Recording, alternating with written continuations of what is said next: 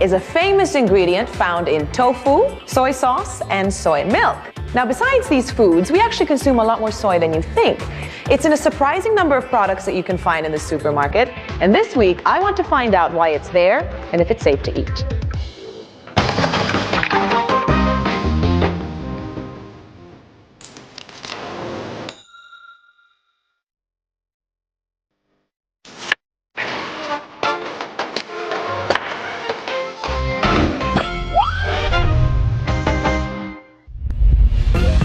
Soy. We've all heard of it.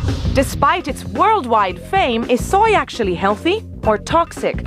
Does it really reduce fertility in men? And are there dangers in how soy sauce is produced? Let's investigate the mighty soy. Soy has been cultivated in China for over 3,000 years, and today it's a very important global commodity, and over 200 million tons of soybeans are grown worldwide each year. Soy is grown the world over, but key export markets are India, China, and Australia. The vast majority of the soy that we eat is first grown in large fields such as this one in Australia. Soy is no longer just for vegetarians. But just how common is it in everyday food? You might be surprised. It's human experiment time, and this one involves a secret mission. We put a couple on a soy-rious test. Matthew is a lover of meat, and he likes his fuss-free food in a hurry, whilst Lisa is a strict vegetarian who gives a loving touch to her daily meals. Now, both are going to go head-to-head on a food detective shopping spree to find out, is it the carnivore or the vegetarian who has a higher intake of soy in their shopping carts? Now get those trolleys moving. I'm a staunch meat eater. I like comfort food, I like things which are quick and easy. You want soy, the wife will be up for that. She keeps trying to feed me tofu.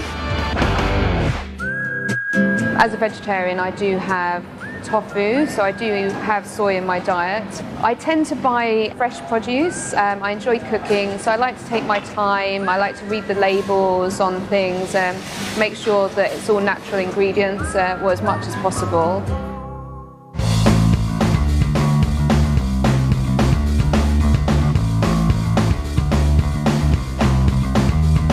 This is the trolley of a fast and furious shopper, plenty of convenience foods. And surprise, surprise, many of these products actually have soy in them. Out of 31 items Matthew picked, a whopping 27 of them contain soy. Oh no, I didn't realise there was so much soy in the things that I eat. I thought it was for vegetarians. And bread as well, what? Fresh is always best for vegetarian Lisa. But only 2 out of 40 items in her trolley actually contain soy. Wow, I'm quite surprised how many products my husband chose that had soy in it. Considering I'm the vegetarian, you'd think that I'd have more soy in my diet. Yeah, it's good to know and slightly amusing to me, considering I've been trying to get into eat tofu for years. What an outcome! You've seen that soy is found in so many of the products that we buy, from packaged convenience foods to fresh products. It's even found in burgers and bread. So it just goes to show that it always pays to read the label.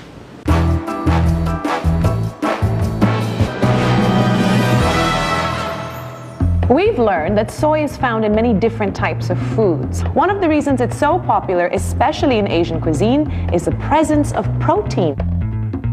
Soya bean is what I call a plant chicken. Basically, you can transform it into any kind of meat because it's got a similar to meat composition. So that's precisely why all of the vegetarian chickens are made from soya. Soy contains lots of protein. It also contains fiber, magnesium, iron, calcium, and other minerals. So generally, it's good for health.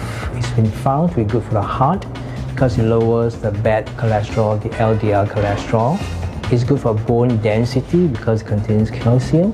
And many studies have shown that it reduces the risk of developing breast cancer. The best would be to eat the whole soya, like edamame, or even things like tempeh, or soya paste, and products that are made from whole beans. So it is quite important to remember that the soya bean per se has a greater effect on reducing cholesterol than simple isolates like even tofu. A lot of us have grown up eating tofu, and we've often been told that it's good for us. You find it in popular dishes like yong tau fu and the really yummy dessert tau hui. But at the end of the day, is it all it's cracked up to be? For vegetarians, it is better for you to choose tofu over mock meat because mock meat is mainly made out of flour and water and some other additives, and it's usually deep fried. So tofu is a better alternative for you to get your protein intake. Here's a better breakdown of how soy foods compare to animal products when it comes to overall protein. We get 8 grams of protein in every 100 grams of tofu. The same amount of beef has 27 grams. That's 19 grams more. If tofu doesn't have as much protein as animal products, why eat it? Compared to animal meat, tofu can be considerably lower in saturated fat. Beef steak has 6 times as much as tofu. That's great for people who need to pay special attention to their fat intake. Soy milk and bean curd are a ubiquitous sight in many hawker centers, and I'm curious to find out exactly how it's made.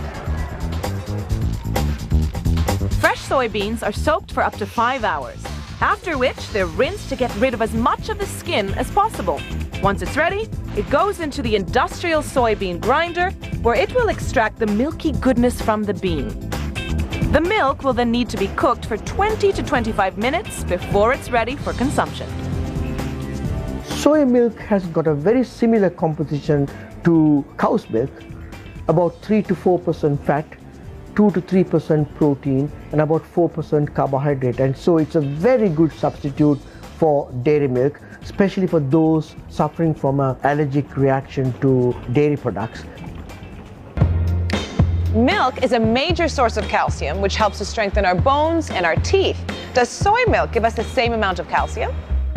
Unlike regular cow's milk, the calcium in soy milk must be added. Because of this, the amount of calcium in soy milk brands range from 200 to 400 milligrams per cup. High calcium cow's milk, on the other hand, has an average of 500 milligrams. Choosing between soya milk, regular cow's milk, and any other type of milk really depends on the individual's needs. But always remember to read the back of the labels of the milk that you purchase to make sure that it contains the right amount of calcium and nutrients that you and your family require.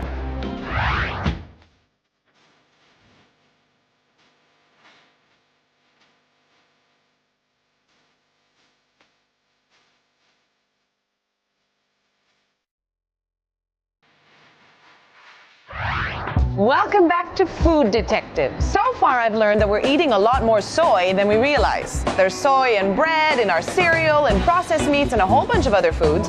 But are there any dangers in eating soy that we should be wary of? Soy is thought to be linked to cancer. However, I do not think this is true. In fact, I think that soy has a protective effect against cancer. And this is because soy contains isoflavones, which is a type of phytoestrogen. Phytoestrogens mimic the action of estrogen, binding to the estrogen receptor site, thereby reducing the activity of estrogen, and in this way this helps to reduce cancer risk. Eating soy and soy products does bring about benefits for heart health, bone health, and breast cancer reduction. However, recent research suggests that excess consumption of soy products may exacerbate breast cancer, so there appears to be some fine balance between how much of these soy products we can consume for all the optimum health benefits, and that remains a great challenge for future research. Red flags have been raised about phytoestrogen's potential effects on the fertility of adult men and effects on unborn children while still in the womb. While the jury's still out, medical and health professionals differ in their views to whether soy really plays a significant role in baby making. We are eating too much of phytochemicals, and these chemicals are actually feminizing compounds. So too much, actually, it would interfere with the endocrine system. So we should avoid it, especially boys in growing age, for fear it might interfere with the sex hormone. Soy has been part of Asian diet for hundreds of years. There's no medical evidence that shows that soy makes women infertile or men more effeminate. Besides phytoestrogens, another concern about soy is the presence of anti-nutrients, which can interfere with the absorption of beneficial nutrients from the food that we eat. Phytates are a group of chemical compounds whose primary action is to bind or to chelate the ions that we consume. So in other words, they act like a crab's claw, catching the iron and the calcium and the minerals so that they're not made available to the human body. When you process soya into different forms of soy products, most of the phytates will be lost. Therefore, you can eat your tofu or your soya milk quite comfortably because the processing conditions have either removed or eliminated most of the phytates. That's good news. As long as food is treated correctly, then anti-nutrients shouldn't cause any concerns.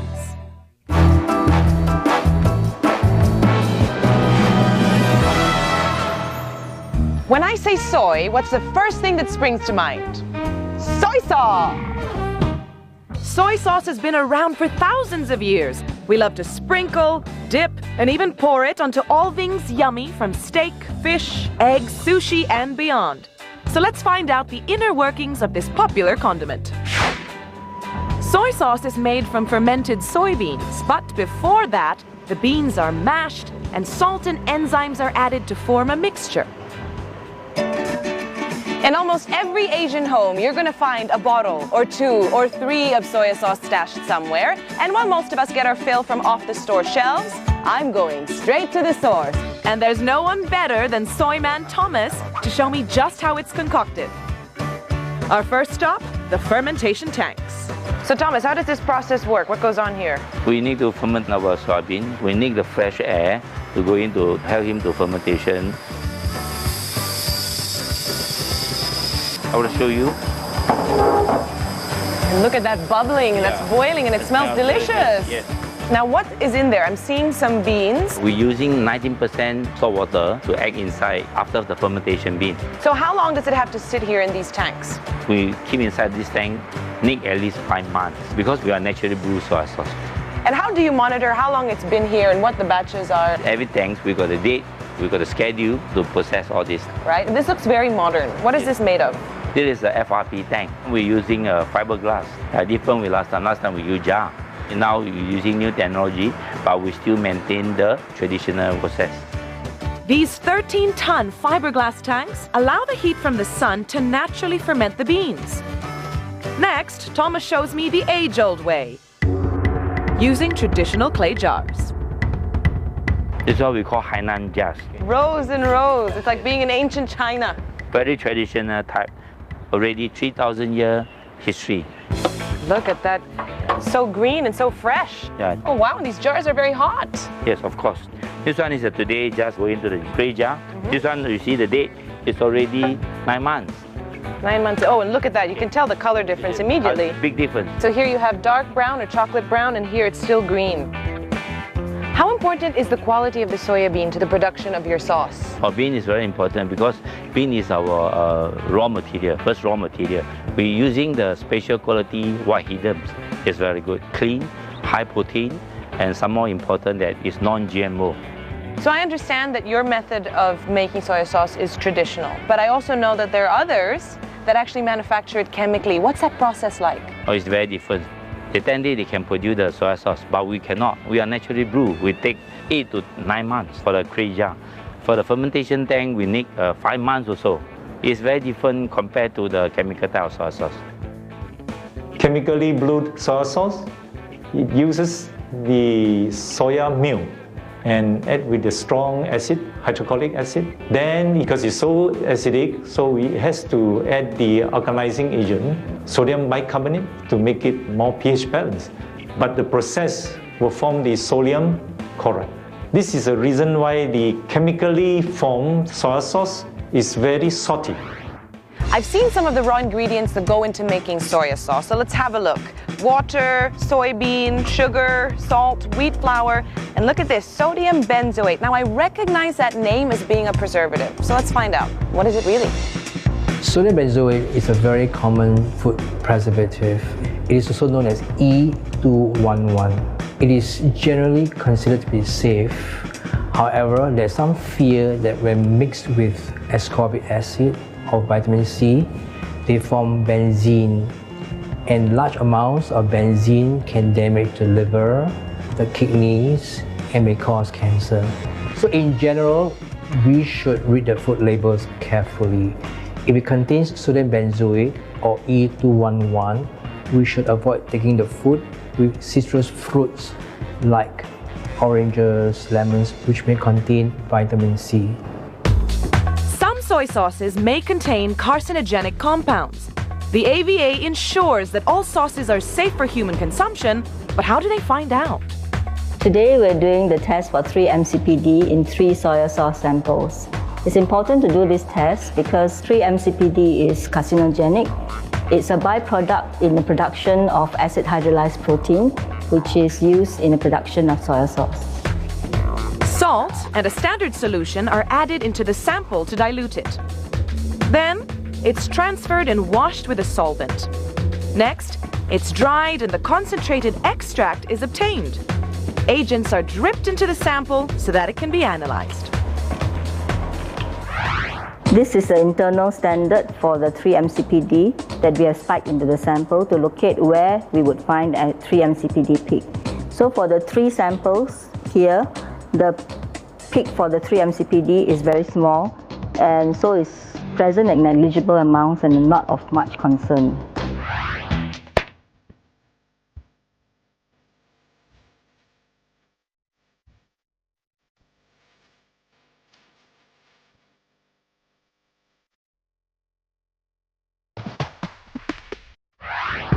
Earlier, we discovered how much time and effort goes into naturally brewed soy sauce production. It smells delicious. Yeah. Now, I'm interested to find out what happens once it leaves the fermentation tanks. To extract the tasty goodness from the beans, the fermented soy have to go through the many layers of the presser.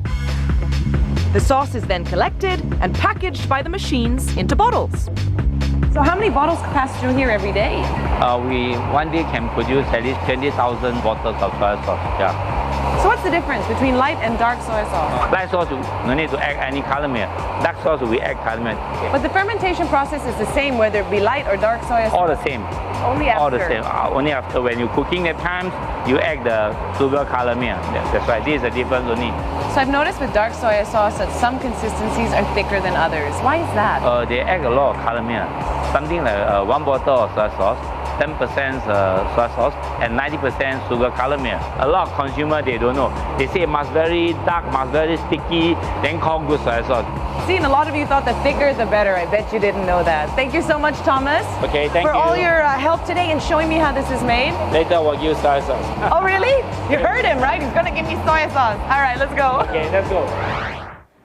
So it seems like Thomas is really a man of his word. And in my hands is a bottle of 3,000 years of history. Remember, it takes about 6 to 9 months for this bottle to actually end up on your table. It truly is a labor of love.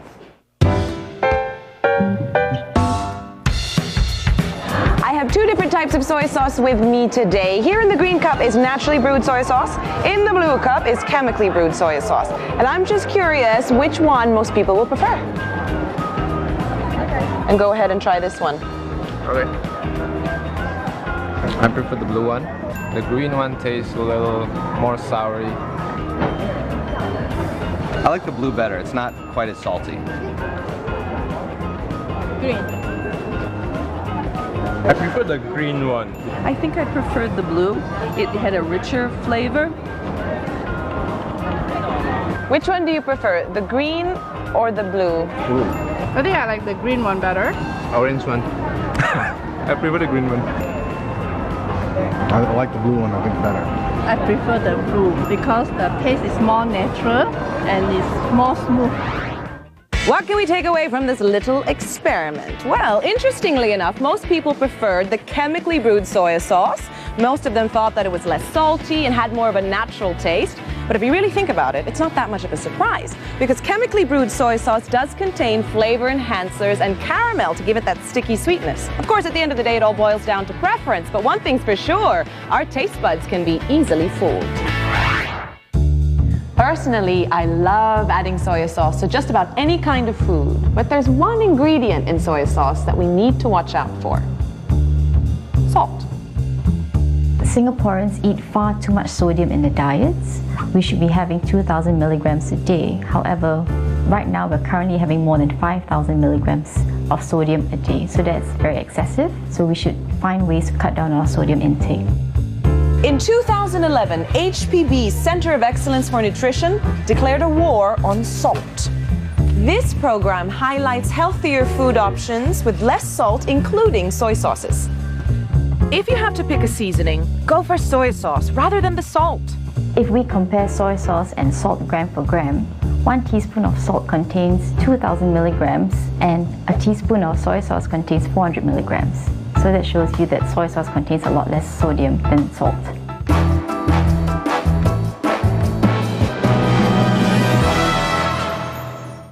Modern times call for modern technology. Nowadays, 60% of the world's soy crops are grown from genetically modified plants. Both science and the media have argued this touchy subject since it became a mainstream farming technique. On the one hand, GMO increases crop yield and promotes efficient land use. It's created a sustainable way to feed the world, especially those less fortunate. On the other hand, we are messing with the complex system of Mother Nature and delving into the unknown.